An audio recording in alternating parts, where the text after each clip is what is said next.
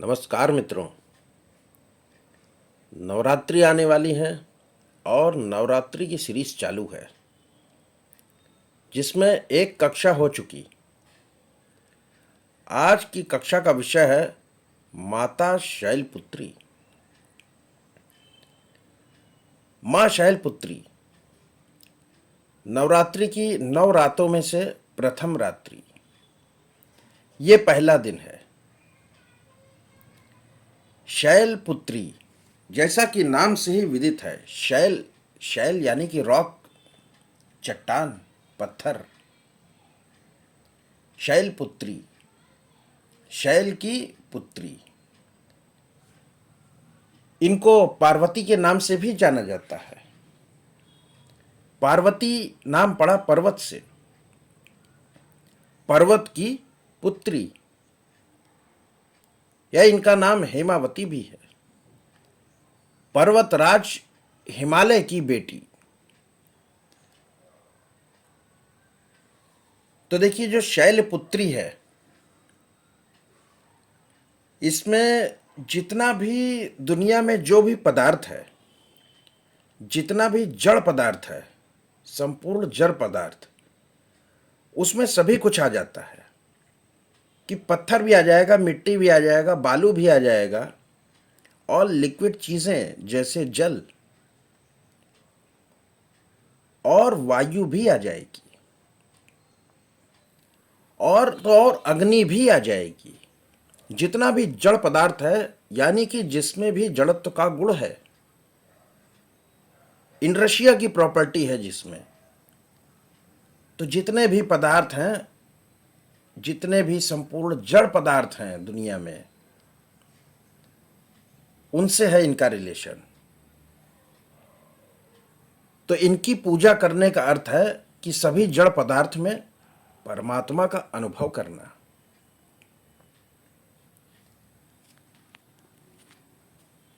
चीजें दो होती हैं, एक जो हमको दिखाई नहीं देती और दूसरी जो दिखाई देती हैं। जो दिखाई नहीं दे रही, अगर हम उसको सघन करते जाएं, यानी कि डेंस करते जाएं, उनको अणुओं को पास में लाते जाएं, तो वो हमको दिखने लगेगी। और जो चीज दिख रही है, उसको यदि हम विरल करते जाएं, उसका मीडियम रेयरर करते जाएं, तो वो हमको दिखना बंद हो जाएगी। जैसे हवा दिखाई नहीं देती, लेकिन यदि हम वायु को सघन करते जाएं, तो वो एक समय आता है तरल में बदल जाती है, और तब वो हमको दिखाई देने लगती है। तो इस प्रकार के जितने भी पदार्थ हैं, वो जुड़े हैं माता शैलपुत्री से। और जो इनकी दृष्टि है, वो पूर्ण प्रकृति की दुर्गा की दृष्टि है।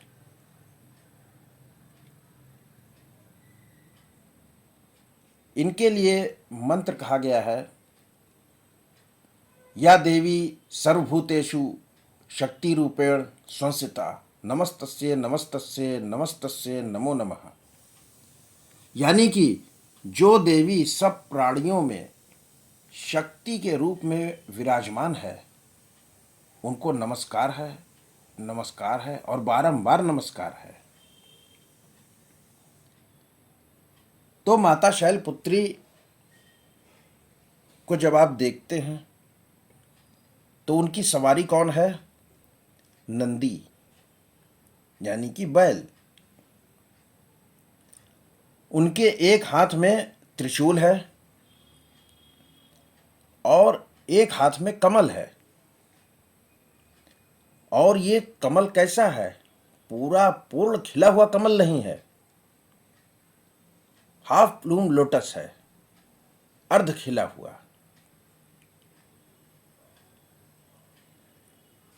तो ये जो सवारी है नंदी, जब आप कुंडली में, कालपुरुष की कुंडली में देखते हैं, तो प्रथम राशि है मेष, अद्वितीय है वृष राशि। तो वृष राशि का जो सिंबल है, वो वृषभ है, यानी कि बैल। और ये जो 2 6 10 का त्रिकोण है पृथ्वी तत्व का, इसमें आता है। तो यहां पर शैलपुत्री, माता शैलपुत्री जो हैं, वो जितना भी जड़ पदार्थ है वो दिखा रही हैं। और जो उनकी सवारी है नंदी जी, जो कि वृष राशि के भी सिंबल हैं, तो वो भी पृथ्वी तत्व को दिखाते हैं। अब इनके एक हाथ में त्रिशूल है। ये जो त्रिशूल है यानी कि ट्राइडेंट, ये जो 3 गुण हैं, सत्व, रजस और तमस, इनको दिखाता है। और जो आधा खिला हुआ कमल का फूल है, ये आधा खिला हुआ ही फूल क्यों लिया इन्होंने? पूरा खिला हुआ क्यों नहीं ले लिया, या उसकी कली ही क्यों नहीं ली? तो कमल का जो फूल है लोटस, उसमें क्या है कि रीजनरेटिव प्रॉपर्टी होती है। रीजनरेटिव प्रॉपर्टी का मतलब है कि पुनर्योजित करने का गुण है कमल में। आप यदि कमल के फूल को तोड़ भी लें और पानी में डाल के रख दें, तो सूर्य की किरणें जैसे तेज और कम होती हैं, उसी अनुपात में वो कमल का फूल जो है बंद होगा, खुलेगा। तोड़ने के बाद भी तो उसमें रीजनरेटिव प्रॉपर्टीज हैं। और कमल का फूल जो है सौंदर्य को दिखाता है, सुंदरता को दिखाता है और शुद्धता को दिखाता है। कि कीचड़ में भी रहा तो भी उसका सौंदर्य कम न हुआ। और जो मानवता है उसका चिन्ह है कमल का फूल, ह्यूमिलिटी को भी दिखाता है।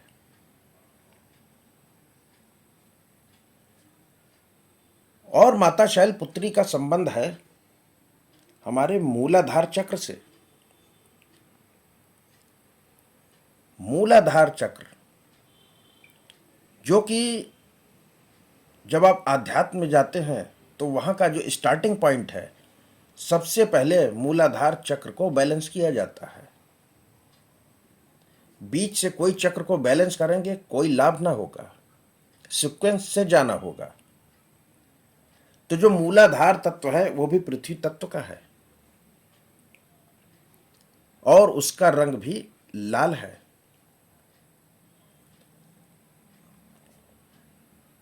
जैसे ही नवरात्र चालू होगी, प्रतिपदा को जो पहली रात होगी नवरात्रि की, वो है माता शैलपुत्री के लिए। इस दिन माता शैलपुत्री की उपासना, पूजा पाठ किया जाता है। उसके लिए जो मंत्र है ओम देवी शैलपुत्री नमः, इस मंत्र से आप पूजन कर सकते हैं। और उस रात क्या चीज चढ़ाई जाए, कौन सा फूल चढ़ाया जाए? तो जो माता शैलपुत्री हैं उनके लिए चमेली का फूल और घी और केला, ये माता शैलपुत्री के चरणों में रखना चाहिए। अब जो ये पूजन पाठन कर रहे, इससे हमको फायदा क्या होगा? पिछले क्लास में मैंने बताया था कि माता शैलपुत्री का संबंध सूर्य से है। तो जैसे ही आप ये पूजन पाठन करेंगे, आपको फायदा होगा हेल्थ में, वाइटैलिटी में, यानी कि जो जीवन बल है, जो लाइफ फोर्स है, वो बढ़ेगा, स्वास्थ्य अच्छा होगा और सेल्फ कॉन्फिडेंस वो बढ़ेगा, यानी कि आत्मविश्वास। तो आप देख सकते हैं कि ये जितनी प्रॉपर्टीज हैं, ये एक अच्छे सूर्य के कारण ही मिलती है। प्रतिरोधक क्षमता जिसकी अच्छी होगी वो बीमार नहीं होगा। और जहां शनि का इफेक्ट आया, शनि है रोग कारक, रोग देने लगेगा। तो जैसे ही आपका सूर्य कमजोर होगा आप बीमार हो जाएंगे। तो यहां से आया हेल्थ, स्वास्थ्य। और जो जीवन बल है, वाइटैलिटी है, वो बढ़ती है। और सेल्फ कॉन्फिडेंस यानी कि आत्मविश्वास। तो ये सारी की सारी सूर्य की प्रॉपर्टीज हैं। यही कारण है कि माता शैलपुत्री का संबंध सूर्य से बताया गया है। तो इनका पूजन करने से हमको इन क्षेत्रों में लाभ होता है। यह हेल्थ के लिए है मेन। जो पहला दिन है प्रतिपदा का, नवरात्रि का पहला दिन, ये हमारे स्वास्थ्य के ही लिए है। इससे सूर्य मजबूत होता है। और आप जानते होंगे कि सूर्य जो है मेष राशि में उच्च का होता है। रोग रहित जीवन प्राप्त करने के लिए नवरात्रि के पहले दिन घी और केले से और चमेली का फूल माता शैलपुत्री के चरणों में अर्पण करके आप अपने स्वास्थ्य को अच्छा कर सकते हैं। और सभी जड़ पदार्थ जो हैं जिसमें आप परमात्मा का अनुभव कर सकेंगे। वैसे तो नवरात्रि 4 प्रकार की होती हैं। एक 5वीं भी प्रकार है कि एक जो वसंत में आती है, एक ग्रीष्म ऋतु में, एक शरद में और एक शिशिर में। लेकिन जो शरद और चैत्र वाली नवरात्रि है, ये आम जनता के लिए है। यानी कि जो लोग पारिवारिक जीवन व्यतीत कर रहे हैं उनके लिए। बाकी की जो नवरात्रि हैं वो साधु, तांत्रिक, ऋषि, सिद्धि के लिए। जो आषाढ़ नवरात्रि है, गायत्री नवरात्रि है, जो शाकंभरी नवरात्रि है, गुप्त नवरात्रि कहते हैं जिसे, वो सब साधु, तांत्रिक इनके लिए है, जो आध्यात्म में जुड़े हैं। और जो गृहस्थ जीवन वाले हैं उनके लिए ये वसंत की नवरात्रि और शरद की नवरात्रि है। तो माता शैलपुत्री का जो पूजन विधि है, मंत्र में आपको ओम देवी शैलपुत्री नमः से कर सकते हैं। अब यहां पर देखते हैं कि एस्ट्रोलॉजी का क्या इफेक्ट है। एक तो आपने देखा कि सूर्य ग्रह का रिलेशन है माता शैलपुत्री से। माता शैलपुत्री का पूजन पाठन करने से सूर्य ऐसा हो जाता है जैसा कि मेष राशि में, यानी कि उच्च का और पॉजिटिव भी। तो इससे आपको रोग में राहत मिलेगी, हेल्थ आपकी बढ़िया होगी। यदि कोई भी ग्रह 0 डिग्री से 3 डिग्री 20 मिनट के अंदर बैठा है तो वो आता है प्रथम नवांश में। तो किसी की भी कुंडली में कोई भी ग्रह अगर प्रथम नवांश में बैठा है तो उसका संबंध माता शैलपुत्री से है। इसी प्रकार 9 नवांश हैं और 9 माताएं हैं। तो एक एक दिन हर नवांश यानी कि 3 डिग्री 20 मिनट जुड़ता जाता है।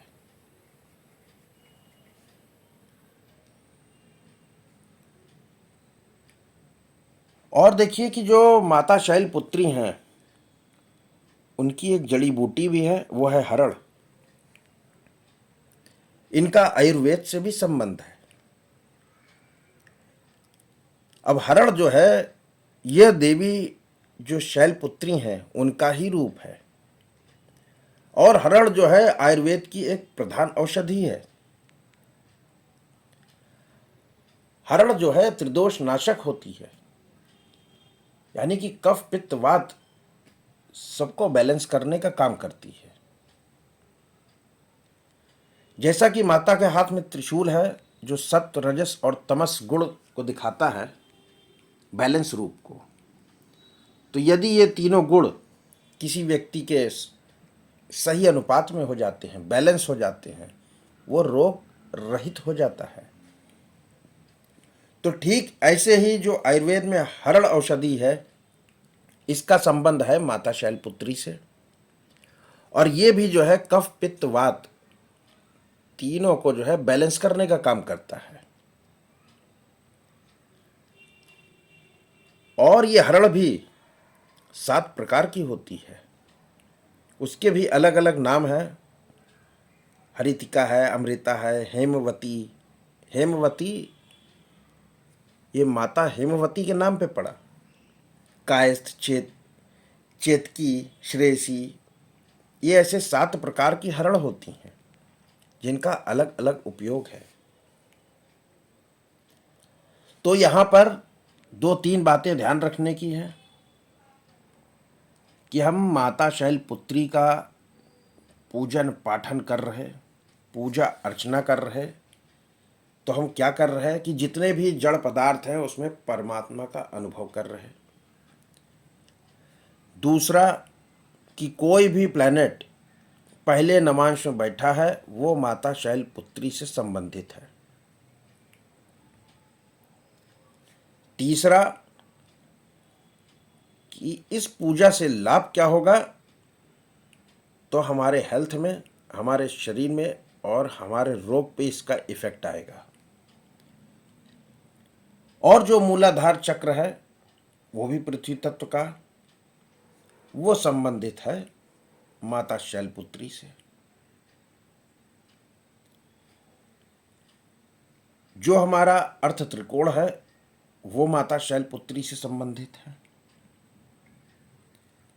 तो इस प्रकार पूजा में चमेली का फूल इस्तेमाल करें और घी और केला उनके चरणों में अर्पित करें। कोई भी चीज़ नहीं चढ़ा देनी है, हर दिन अलग चीज़ चढ़ानी है। फूल बदल जाएगा, खाद्य सामग्री बदल जाएगी। तो जिस दिन कौन सी चीज़ चढ़ानी है वही चीज़ चढ़ाने से लाभ होगा। और ग्रहों में सूर्य आपका बलवान होगा। तो ये थी छोटी सी जानकारी माता शैलपुत्री के बारे में और नवरात्रि की पूजन विधि की। ये वो विधि बता रहे हैं जो आम जनता कर सके आसानी से। और वो पूजा क्यों कर रहा है उसके दिमाग में ये बात होनी चाहिए, ये कर रहे क्यों कर रहे हम, इससे लाभ क्या होगा। आशा करता हूं ये जानकारी आप लोगों को पसंद आएगी। अगले क्लास में ऐसे ही नवरात्रि के दूसरे दिन की व्याख्या होगी। तब तक के लिए आज्ञा चाहता हूं। धन्यवाद।